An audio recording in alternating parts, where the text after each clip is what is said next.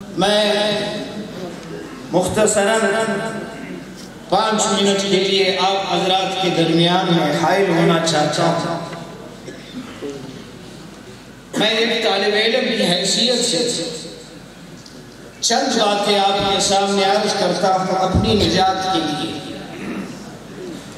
بڑے بڑے شیوخ، میرے سر کے تاج، ہمارے اساتذہ کرام، ہمارے حضرت شیخ، ہمارے دیگر علماء کرام جو شیوخ بیٹھے ہیں، مجھے جرأت نہیں ہے کہ ان حضرات کے سامنے میں گستاخی کروں، لیکن اس دینی اجتماع کے توسط سے بحیثیت مسلمان کے میں ایک بدبودار کردار کا، ایک بدبودار عمل کا شدید مذمت کرنا چاہتا ہوں۔ وہ بدبودار عمل کیا ہے؟ جب سے اللہ تعالیٰ نے اس زمین پر انسانیت کی رہنمائی کے لیے، انسانیت کی رہبری کے لیے جناب محمد الرسول اللہ صلی اللہ علیہ وسلم کو مبعوث فرمایا ہے، اور آپ صلی اللہ علیہ وسلم کو ہدایت والی کتاب عطا فرمائی اور آپ کو دین حق عطا فرمایا ہے، اور اللہ رب العالمین نے قرآن میں فرمایا هو الذي ارسل رسوله بالهدى ودين الحق ليظهره على الدين كله۔ میرا رسول جو اس کائنات میں مبعوث فرما چکا ہے، وہ ہدایت کی کتاب کے ساتھ مبعوث ہو چکا ہے، اور جو ہدایت کی کتاب لے کر وہ دین حق کا پیغام لے کر مبعوث ہوا ہے۔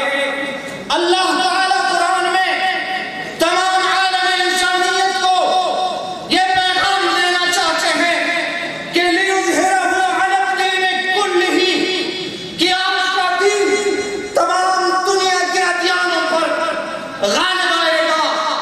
1400 سال گزر چکے ہیں جب سے امام الہدیٰ، فخر دو جہاں، سرور دو عالم صلی اللہ علیہ وسلم مبعوث ہوئے ہیں، جس دن سے غار حرا میں جناب جبریل نے اقرأ باسم ربک الذی خلق کا پیغام لے کر اترا تھا، اس دن سے لے کر آج تک ابو لہب کا نسل اسلام دشمنی پہ اتر آیا ہے۔ آپ دیکھتے ہیں اس دنیا کی سرزمین پر جو اپنے آپ کو روشن خیال طبقہ کہلاتے ہیں، وہ کبھی رسول اللہ صلی اللہ علیہ وسلم کی گستاخی کرتے ہیں، کبھی کعبۃ اللہ کی گستاخی ہوتی ہے، کبھی قرآن کو چلایا جاتا ہے۔ آج آپ کے سامنے سویڈن کے ملک میں سرکاری سرپرستی میں قرآن حکیم کو چلایا گیا۔ میں ان عیسائیوں کو یہ پیغام دینا چاہتا ہوں کہ محمد عربی کا دین 1400 سال سے سورج سے زیادہ روشن ہو کر گرجا ہے، روشن ہو کر چمکا ہے۔ قیامت کے دن تک میرا نبی بھی بلند رہے گا، میرے نبی کا دین بھی بلند رہے گا، میرے نبی کے صحابہ بھی بلند رہیں گے، میرے نبی کا قرآن بھی بلند رہے گا، میرے نبی کے یہ پڑھنے والے علماء یہ بھی بلند رہیں گے۔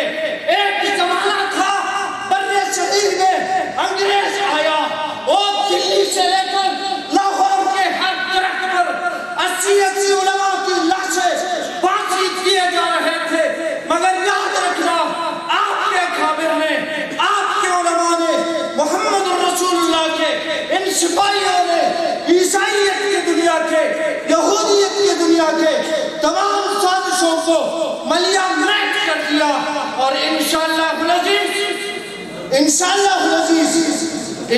العزیز یہ مرحوم امت بھی تمہارا وہی حال کرے گا جو ہمارے اکابر نے کیا ہے۔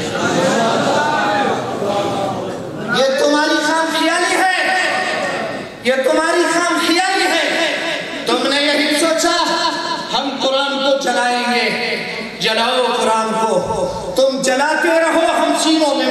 کرتے تھے.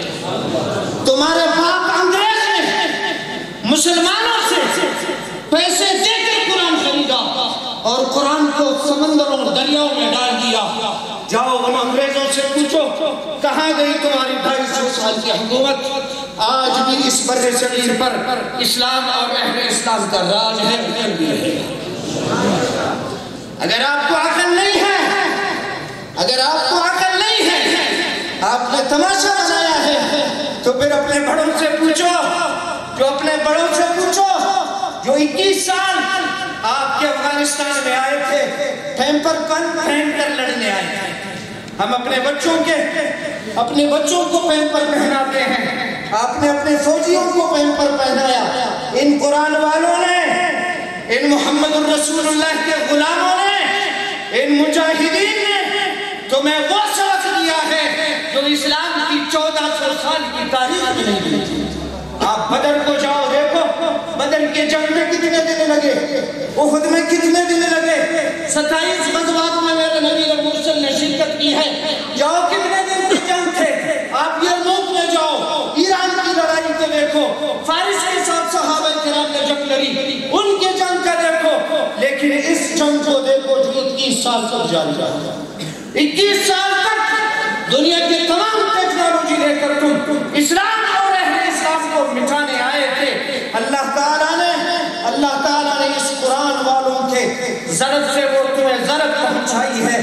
انشاءاللہ عزیز قیامت تک تمہارا درد ختم نہیں ہوگا. مسلمانوں، یہ تو ان کی عادت ہے. یہ کبھی ہمارے نبی کے قبر مبارک کو دینے آتے ہیں.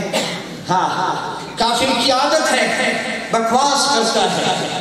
ہاں، جب دلیل نہیں ہوتا ہے تو گالی پہ اتر آتا ہے. کہیں صحابہ کرام کو گالیاں دی جاتی ہیں. ہاں، کہیں صحابہ کرام کو گالیاں، کہیں قرآن کو جلاؤ، کہیں مسلمانوں کی نبی کی بے حرمتی کرو، کہیں شاعر اسلام کی بے حرمتی کرو، کہیں مساجد کی بے حرمتی کرو. جتنے بھی بے حرمتیاں کرو گے، یاد رکھو ہمارا رب اللہ عزیز ذو انتقام، وہ ذو انتقام ہے، انتقام لینے والا ہے، اور پہلے بھی تم سے انتقام لے چکا ہے. آج بھی انشاءاللہ تم نے قرآن حکیم کی جو بے حرمتی کی ہے. ہم مسلمان 60 سے زیادہ اسلامی ممالک، 60 سے زیادہ اسلامی ملک ہے. کسی ایک اسلامی ملک میں جرأت نہیں ہے جو سویڈن کو کہے کہ آج کے بعد نہ میرا سفارت خانہ تمہارے ملک میں ہوگا، نہ تمہارا سفارت خانہ میرے ملک میں ہوگا. مسلمانوں، قیامت قریب ہے. صحابہ کرام کے دور میں، اکابرین امت کے دور میں اگر ایسی گستاخیاں ہوتی تھی، صحابہ کرام تلوار لے کر نکلتے تھے. آج ہم میں وہ غیرت نہیں رہی، اس لیے وہ میرے نبی کی بھی گستاخی کرتے ہیں، وہ قرآن کی بھی گستاخی کرتے ہیں، وہ صحابہ کرام کی بھی گستاخی کرتے ہیں، وہ مساجد کی بھی گستاخی کرتے ہیں، وہ شاعر اسلام کا مذاق اڑاتے ہیں. یہ سب ہماری کمزوریاں ہیں. اور ہماری کمزوری کیا ہے؟ ہم نے دنیا کو اہمیت دی ہے، ہم نے دولت کو اہمیت دی، ہم نے گاڑیوں کو اہمیت دی، ہم نے بنگلوں کو اہمیت دی.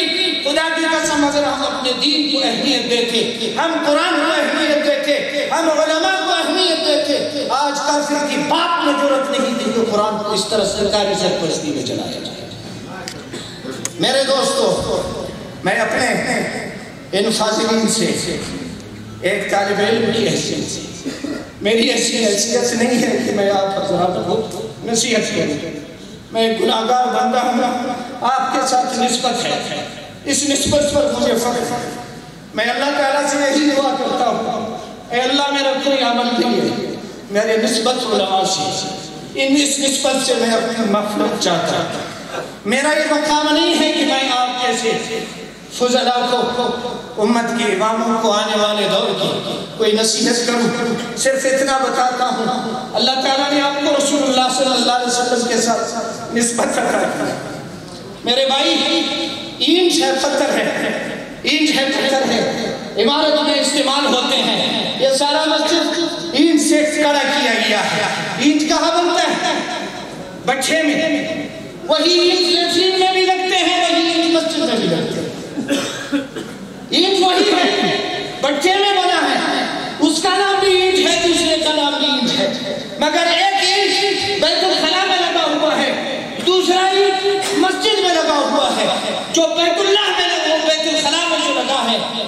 جوتوں کے بغیر وہاں داخل نہیں ہوتے، ناپاک ہے۔ کیوں؟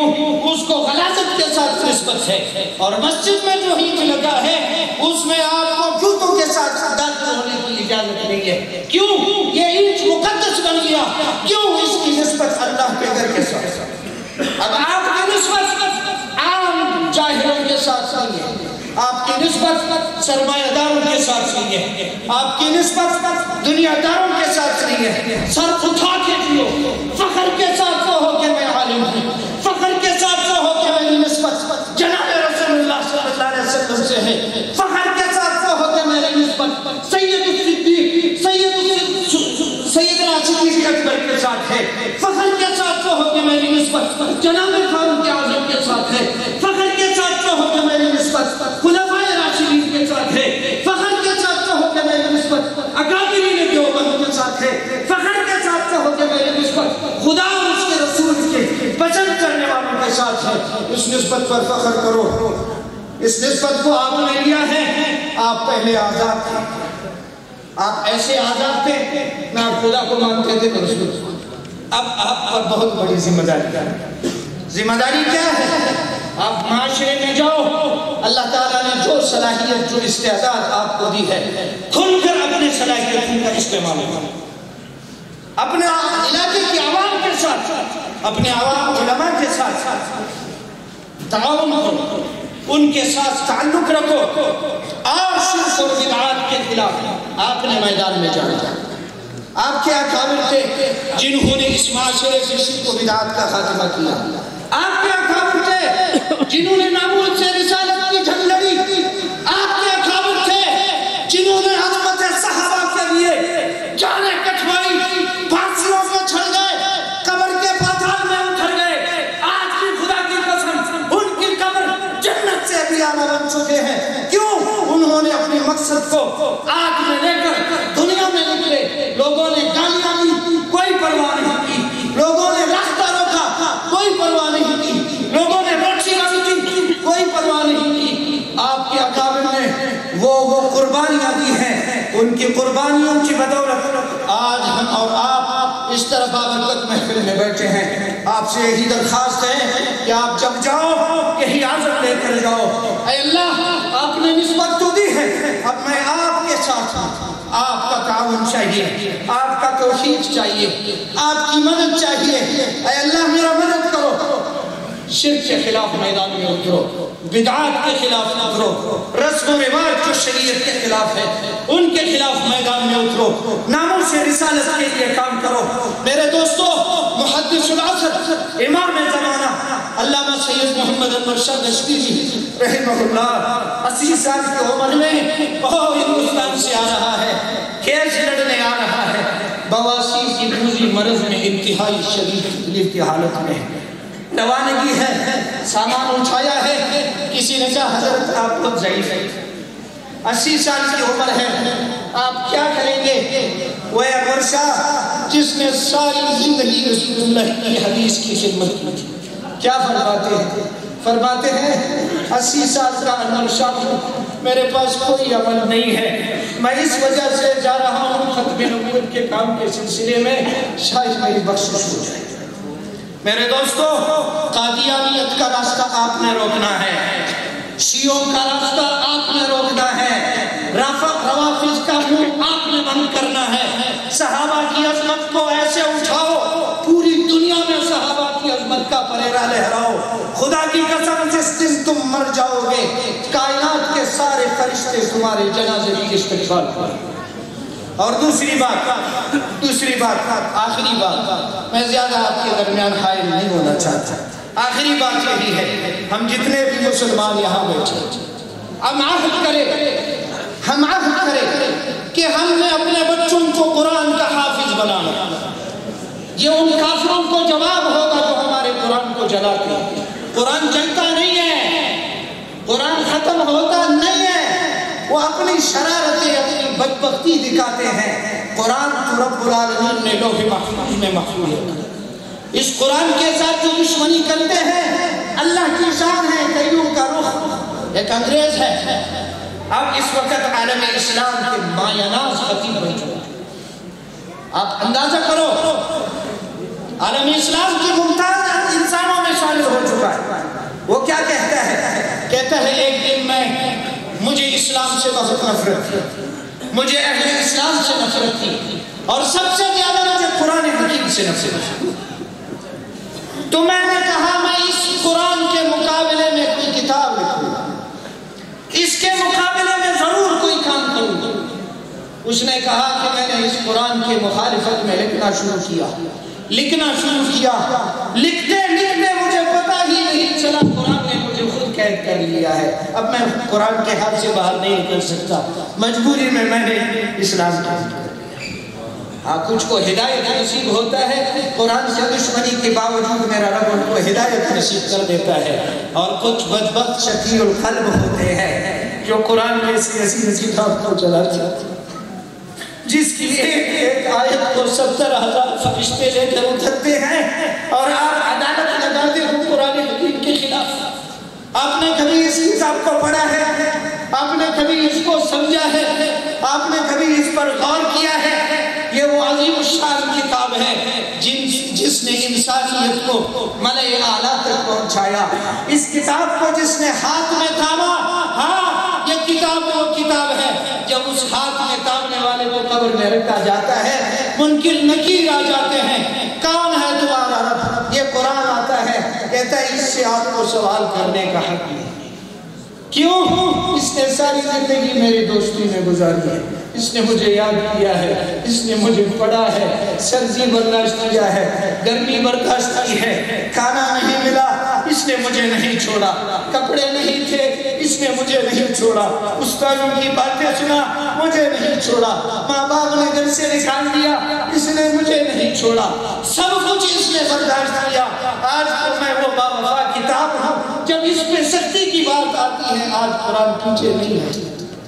میرے دوستو، سب عہد کرو، ہاتھ اٹھا کے عہد کرو، سب مسلمان ہو ہاتھ اٹھا کے عہد کرو کہ ہم نے قرآن حکیم کی تلاوت بھی کرنا۔ سارے مسلمان ہاتھ، جو مسلمان ہیں ہاتھ اٹھا کے کہو کہ ہم قرآن کی تلاوت بھی کریں گے، اپنے بچوں کو بھی حافظ بنائیں گے، اپنے بچوں کے بچوں کو بھی حافظ بنائیں گے، اپنے بچیوں کو بھی حافظ بنائیں گے، تاکہ عالم کفر یاد رکھے کہ اس اسلام کی فطرت میں قدرت میں لچک دی ہے، جتنا کی دبا دو گے اتنا ہی ابھرے گا۔ وآخر دعوانا الحمدللہ رب العالمین۔